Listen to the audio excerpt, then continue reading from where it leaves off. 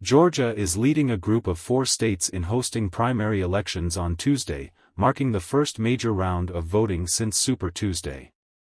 President Joe Biden and his likely Republican opponent, Donald Trump, are expected to secure enough delegates this week to become their party's presumptive nominees, initiating an intense 8-month campaign for the presidency. Recent dominant performances by Biden and Trump in the Super Tuesday contests have pushed their main primary challengers out of the race, leaving little doubt about their trajectories.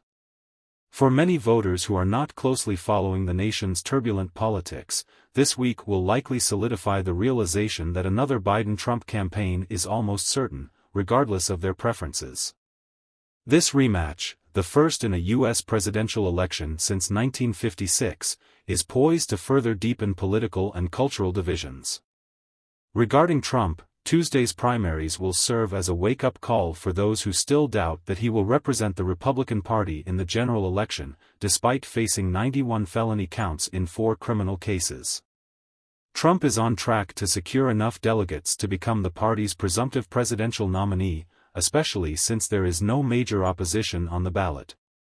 As of Sunday, he was 140 delegates short of the 1,215 needed to win the Republican nomination, and Tuesday's contests in Georgia, Mississippi, Washington State, and Hawaii will offer a total of 161 Republican delegates.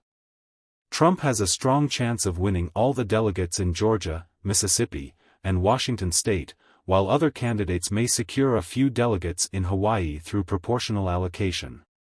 As for Biden, he is also on the verge of securing sufficient delegates to become the Democratic Party's presumptive presidential nominee. He currently needs 102 delegates to reach the required 1,968 for the Democratic nomination.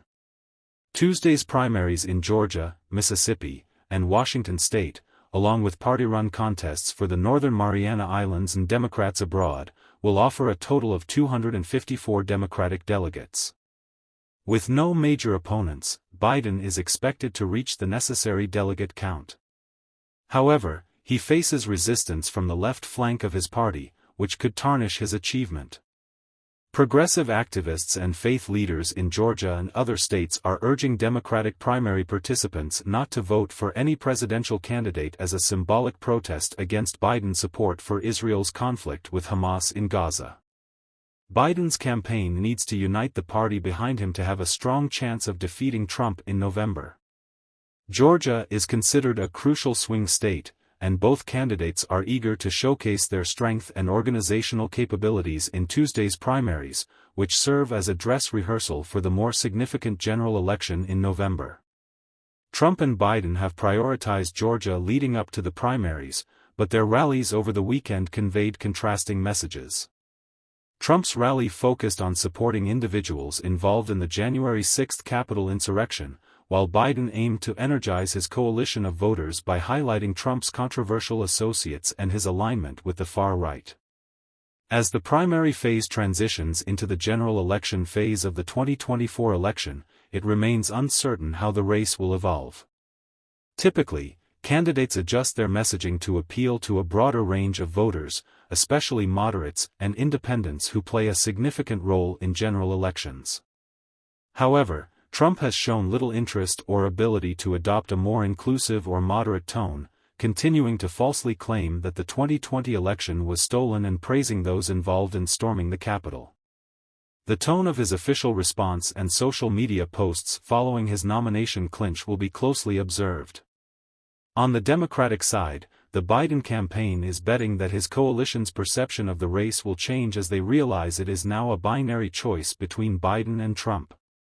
Biden's campaign has released a new ad highlighting his effectiveness compared to Trump, despite concerns about his age. Trump's Super PAC has also released an ad questioning whether Biden can survive until 2029 if he wins. Thank you for watching. Before you go, please leave your thoughts in the comments section, subscribe, and stay tuned for more updates, and God bless you all.